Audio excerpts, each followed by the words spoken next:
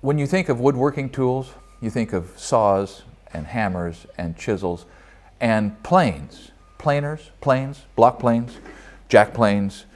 Planes are the way that wood was made smooth, right? And an exact dimension was arrived at. You would joint a board, you would plane a board, you would smooth and fit and make things precise with a planer, a hand plane. And there are people that have spectacular collections. Our friend Ken Jordan that you see in our videos smoking the pipe and watching the work has a nice collection of planes that we'll show you one of these days.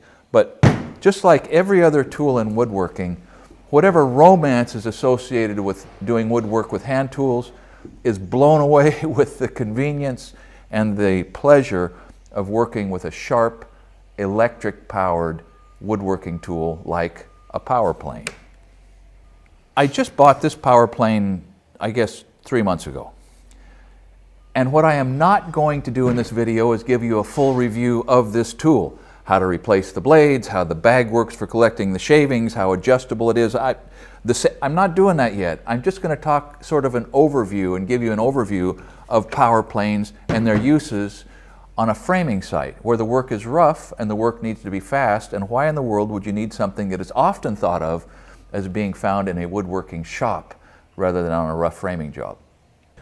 So this is the first power plane I ever owned. I bought it in Las Vegas 30 years ago when I was doing pickup work in Sun City, a Dell Web development down there, and I was going from house to house to house, straightening studs and replacing blocking and adding blocking and fixing the mistakes that had been sort of passed over by each of the previous piecework crews, and now at the time to drywall needed to be fixed. So this was great. I mean, it was just a huge step forward for straightening studs and taking kinks out of walls and rafters. But it didn't take me long to figure out that just like with a hand plane, even a power plane is no more useful than the cutting edge of the knives that are removing the material. If it's not sharp, it's not going to cut, and it is more of a frustration and an embarrassment than an advantage. So from the first week that I had this, as much as I loved it, replacing the blades was kind of a struggle. And straightening studs, you're always clipping the edge of a toenail that's been put into a block somewhere or a fire block, and so you're often replacing blades much faster than sharpening. And it was just unhandy, and so after a while I just burned out on that and I bought a Porter cable. Worked great, blades replaced easier, a little longer footprint. I was very happy with it until it was stolen about 4 months ago, and so not having that one and needing a power plane, I picked up this Bosch. So a power plane is not a tool that you get out every morning. In fact, you might not get it out every month. And I could extend that and say that I can think there were probably years at a time that my power plane would never be pulled out of the gang box. But when you need it, you need it. It will save you hours of chiseling and sanding and cutting. And when you need a power plane, it will do a job that no other tool will do. But here's the thing. As impressed as I am with this Bosch, I really wish it would have come in a hard plastic case.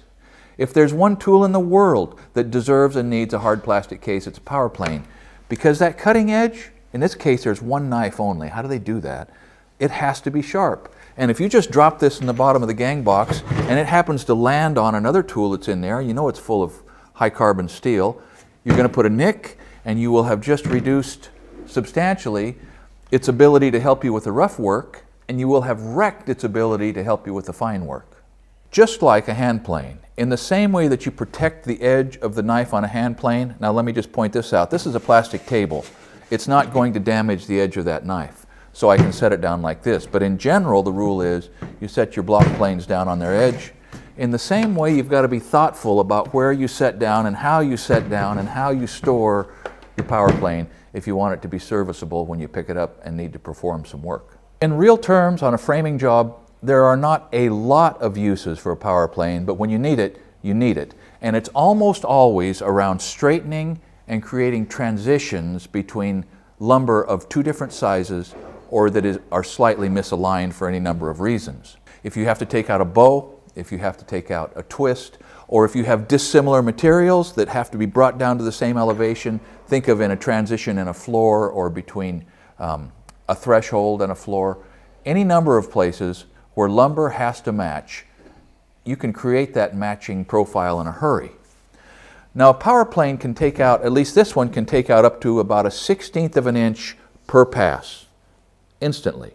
And you can make those passes as quickly as you can pull the tool back and forth and push it forward, which means you could take out an inch of material in a short period of time. And if you're careful, if you keep track of where you're at as you go, have a straight edge in your other hand, check for approaching straightness, check for uniformity side to side, make sure you take out the ridges and the grooves that are being created, you can get a lot of work done to a pretty tight tolerance in a way that nothing else will duplicate. So the shavings that these make, I mean, here's a shaving from the hand plane, right? But the shavings that this thing makes are kind of cool. It's a cross between a chip and a shaving and good fire starter, and I mean, it's neat. But there's a couple warnings about these things. Number one, they're like a router. And that there are no big scary teeth sticking out, right? But when these blades are spinning, they will devour your fingers. And there will be nothing left to sew back on. So keep your fingers away from this. The second thing is, as wonderfully as they remove wood, you can get carried away easily. And you can take too much out in a heartbeat, and there's no putting it back. If you want to see somebody who really knows how to use one of these, and I don't. I mean, I'm just kind of I use them occasionally, but they're not my tool. But Lou at Tips for a Shipwright dominates these things. He does some amazing work building boats from scratch, and if he's not using Mr. Friendly, he's probably using a power plane. I haven't used this tool enough yet to really know the complexities and the ins and outs and the convenience and how well the whole tool works, but I will, and in case you didn't know, I will be doing that right here.